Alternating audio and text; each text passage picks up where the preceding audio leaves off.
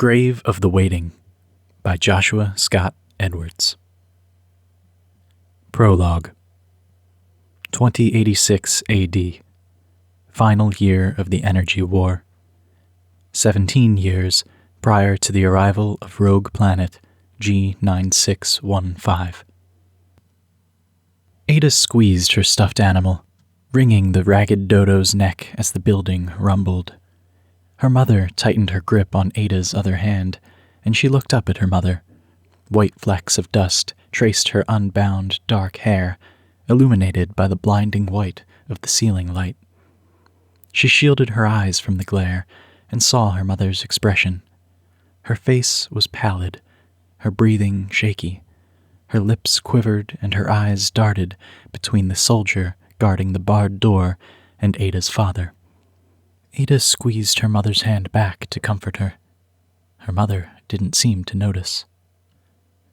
An explosion shook the building and sent another cloud of dust streaming down onto the people in the crowded room.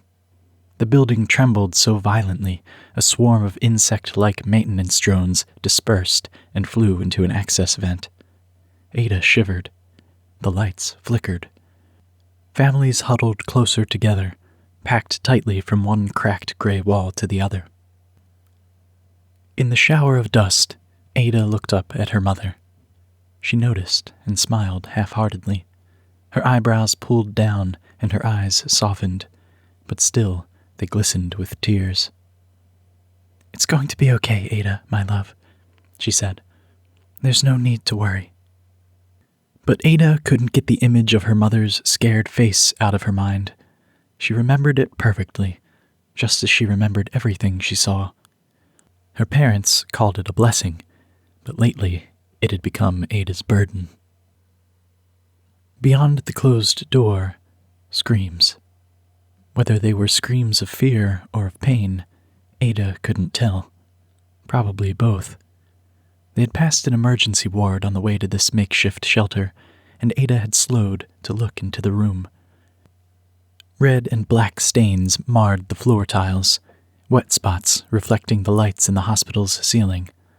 Doctors and nurses restrained patients who jerked in pain as the medibots went to work, sawing at limbs, stitching wounds, injecting medicine to put people to sleep. Some of the injured wore the uniforms of soldiers, blue and gray for the Allianz Mitteleuropa, red and black for the Unified Korean Peninsula, dark green for the United States. Most patients didn't wear uniforms, just regular clothes. Ada wondered why that was, if they weren't fighting in the war. The doctors kept all of the colors separated, with civilians filling the beds between. None of the soldiers liked each other. Ada could see it in their expressions. No matter what side someone fought for, anger and distrust always looked the same. Her father placed himself between her and the room. "Don't look in there, sweetie," he said in a deep, stern voice. "Just keep your eyes forward." She'd nodded and obeyed. She might have been only 8 years old, but even she knew war was no time for disobedience. Her mother had taken her free hand and tugged her along, following behind her parents' friends, whom Ada called Uncle Ezrin and Aunt Ulsa, and the AM soldier leading them through the hospital. He'd brought them to a heavy door, knocked twice, and said something in German. The door had creaked open, and another AM soldier had ushered them into the room, already stuffed with refugees. Here they had waited ever since, as the sounds of fighting grew more intense. The horrors of war surrounded her, but Ada was amazed by the lights. Actual working lights that stayed on for days. It had been the reason they'd come to the hospital.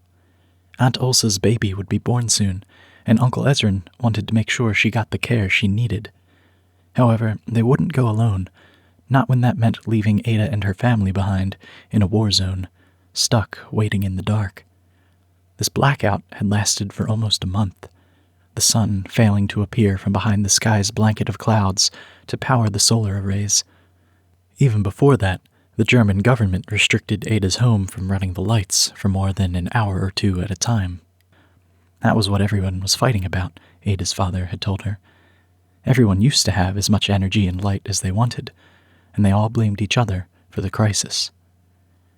Ada couldn't imagine a world like that, the sun shining overhead every day, cities that glowed at night like the stars themselves. She cherished the few memories she had of such beautiful sights. Those were the good days, but they were rare.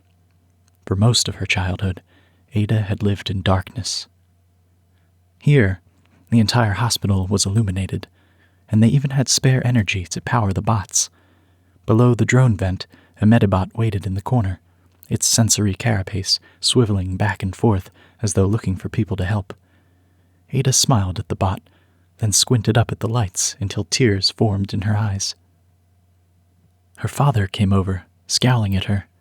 Despite his look, he gently placed his hand on her head and crouched down as far as he could amid the press of other refugees. Just as he opened his mouth to say something, a stout man with a thick beard spat on the ground. Verdammte Amerikaner! He glowered at Ada and her family. Dieser Krieg ist auf deinem Kopf. Her father straightened and spoke to his friend out of the side of his mouth, never breaking his gaze away from the other man's hate-filled eyes. What did he say? Uncle Ezrin grimaced and turned him away. He said with a thick German accent, "Put him out of mind, Nolan. We must focus on what we are to do here after this assault passes. We cannot stay here." Ada's father rubbed between his eyes. "I know, Ez, but where else can we go?" "South," Uncle Ezrin said, matter-of-factly. "The Swiss border is not far, and the cloud cover is not so thick by the mountains. They have enough sunlight to power the highways and—" "That's bullshit," Ada's father said, then glanced down at Ada with a sorry look. "There's no highways functioning, and even if there were, they'd be shut down for all but military vehicles. Besides, they'd never let Americans pass." "You are not a soldier," Uncle Ezrin said. "And?" Ada's father gave him a hard look, the one that meant he was right, and he knew it. Ada's father never believed he was wrong, but Ada remembered the instances that he was. Maybe this was one of them. "And we're bot techs," Ada's mother said. She gestured with her free hand, never letting go of Ada's with her other. "We're useful." The building began to buzz with increasing intensity, and several gasps sounded from around the room. "Ordnance drones?" Aunt Ulsa asked from the hospital bed she sat upon. "They wouldn't drop bombs on a hospital. They couldn't." She placed a hand upon her bulging belly. Ada pitied that unborn child, to be brought into a world like this. When she'd told Aunt Ulsa that, she'd responded that there was never an ideal time to bring new life into the world, yet nothing could be more important. Uncle Ezrin grunted. "Not drones," he grimaced. "Troop carriers." A deep reverberation sounded through the walls. Ada had seen a troop carrier drop down through the clouds once, all hard edges and trailing black smoke behind it. Ada had wondered at the science that allowed such a massive beast to gracefully travel through the air. One of them had just perched itself atop the hospital. "The Americans want this place for themselves," Ada's father murmured. "Or the UKP," Uncle Ezrin suggested. "They are in the area also." Her father simply responded with that look again, and her mother clutched her hand tighter. But Ada's family were American, weren't they? Wouldn't things be okay if they stayed with them in the hospital? She glanced at the AM soldier by the door. He was holding 2 fingers to his ears and speaking softly. His eyes darted back and forth as he looked at something visible only through his augments. When his gaze returned to the room around him, he took a deep breath and regained his grip on his rifle. He was trying to look confident, but Ada saw the worry behind that veneer. She bit her lip. If everyone just stopped pretending they were all right, maybe they would see how scared everyone really was. Maybe then the war could finally end. More than anything, Ada wanted the fighting to stop. Another explosion rocked the building. The lights blinked off and on, then shut off for good. the pitch-black room filled with panic. Someone knocked Ada aside as they rushed past her in the darkness. Still, her mother never let go of her hand. Ada was afraid, but her mother's presence provided some semblance of comfort. There was a metal clang, followed by a scuttling noise near the ceiling that sent a chill through Ada's body. Sparks flashed and fell from the ceiling, then a dim red light filled the room, as deep as the red stains on the emergency ward floor. It took a few moments for Ada's eyes to adjust to the crimson glow that bathed the room, moments during which Ada wished she had augments to help her see in the dark, but she was too young for those. The sounds of something scampering resumed above her. An insectoid maintenance bot crawled along the ceiling, its 6 legs moving with mechanical precision until it disappeared into the open access shaft and closed the grate behind it. Ada was comfortable around most bots. Her parents often brought their work home, but the small ones that looked like insects had always creeped her out. The lamp on the AM soldier's helmet turned on, casting light everywhere the soldier gazed. For a moment, he looked right at Ada. She turned away from the bright blue light and clutched her dodo even more tightly. Her mother pulled Ada closer as well and hugged her. Her hand pressed Ada's head into her warm side. It was so soft. Ada didn't want to move. She closed her eyes and tried to relax. Her eyes snapped open when gunfire sounded through the door, so loud it hurt her ears. Panic swept the room. Refugees shouted. Ada and her family were pressed against the wall as the crowd moved back from the door. Still, the bursts overpowered the commotion. The lone soldier's headlamp was joined by another, a lamp at the end of his rifle's barrel. This light he kept away from the crowd, pointing it at the floor as he backed away from the barred door. Somehow, the gunfire grew even louder, and the louder it grew, the more intensely Ada was squeezed against other human bodies. She struggled to breathe. Aunt Ulsa screamed as Uncle Ezrin hunkered down, pushing people away from his wife. Ada let out a whimper and began crying. She was far from the only one crying, though she may have been the youngest. This was no place for little girls. Her mother's fingernails began digging into her palms, but she didn't care. At least it meant her mother was close. Then, mercifully, the gunfire receded. As if in disbelief, the crowd went silent. The soldier's blue uniform expanded as he took a deep, slow breath. When he exhaled, his headlamp pointed at the floor, and he turned around with his fingers in his ear again. Someone pounded on the other side of the door and shouted, her voice a muted yell in a language Ada couldn't understand. The soldier's rifle snapped up, then he hesitated. He lowered his aim and took a slow step forward. 9! Someone shouted. Es ist eine Falle! Her father moved Ada and her mother away from the door, but there was nowhere to run if the woman on the other side wasn't friendly. The soldier opened the door a crack, and the woman burst into the room, knocking him to the floor. Even under the wash of red light, visible streaks of blood ran down her face. She wasn't a soldier. She was a nurse, wearing the same colors as the AM soldier she'd knocked aside. She tore off her face mask and fell to her knees beside the soldier, then spoke to him. Ada didn't understand her words, but she understood the tone of panic in her voice. "What is she saying?" Ada's mother asked Uncle Ezrin. He listened for a moment, then began translating. "Enemy forces in the building. UKP troops." He glanced at her father, who looked away and said nothing. "Our troops have pushed them back to the breach, but..." Uncle Ezrin gasped. His eyes went wide. "Doctors are dead. A Medibot has been hacked, killing the patients indiscriminately." Other refugees reacted to this with shock as well. A void of people formed around the Medibot in the corner of the room, suddenly menacing in its eerie stillness. Her father moved toward it. "No!" her mother yelled, but her father paid her no heed. He crouched down beside the bot and removed a service panel on its back. A moment later, the bot powered down. Her father called their AM guardian over. At first, the soldier didn't respond, looking at Ada's father with skepticism as he rose to his feet.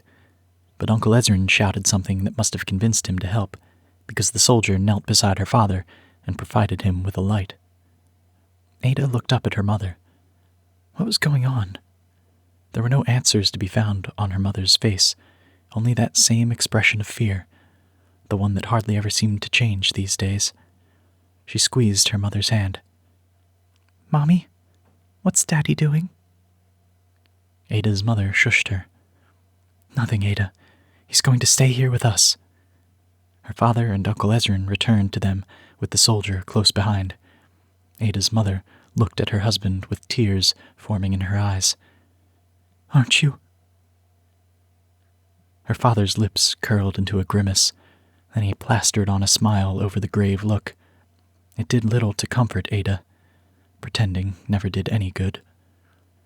"It's a standard Med-9 model," he said. "We can disable it." "Nolan," her mother pleaded, "we can't leave Ada here." "Ezrin is going to watch her," he promised, "until we come back." "And what if we don't come back?" Ada's mother blinked, and the tears traced little grooves in the dust that coated her cheeks. "Look," her father said, and pointed at the nurse. She sat against the wall, her legs tucked up against her chest, hugging them and staring at the floor with unblinking eyes. "She isn't going to do it." "Another technician, then," Ada's mother said. "There are 50 people in here. Someone else must know how to stop it." "People are dying." He placed a hand on her mother's cheek, wiped away a tear with his thumb. "We have to help." "The soldier will escort you," Uncle Ezrin said, but there was uncertainty in his voice. He shook his head, then put his hand on Ada's shoulder. "I will keep her safe. I promise." "We can use the Med-9's blind spot," her father said, and his eyes softened. When he smiled, Ada frowned, more pretending. "I'll get close and wait for you to send an override through its hard link. It will be just like another day on the job. Trust me." Ada stared up at her parents, confused, as her mother swallowed and gave a sharp nod. Why were they going to leave her here? Didn't they want her to come, too? Her mother bent down and put on a brave face, but Ada remembered the fear. This was just a mask. "Ada, my love, I need you to stay with Uncle Ezrin. Listen to everything he says, and we'll be back for you soon." Ada's mother gave her hand one final squeeze. Then, for the first time since they'd arrived in the hospital, she let go. She gave her a hug, and Ada's father kissed her on the forehead. Then, with the soldier in blue leading the way out of the room, they left her. In this room full of strangers, surrounded by people, Ada had never felt so alone. She looked down at her palm, where her mother's fingernails had left bright red indents in her skin. Then she hugged her dodo close to her chest and began crying again. Why didn't they want her to go with them? Was she not a good enough daughter? She could have helped.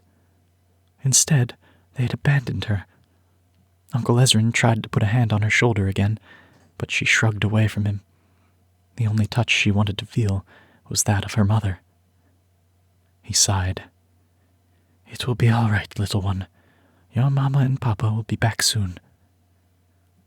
The door had been left ajar, and screams echoed from down the hall like the woeful cries of ghosts.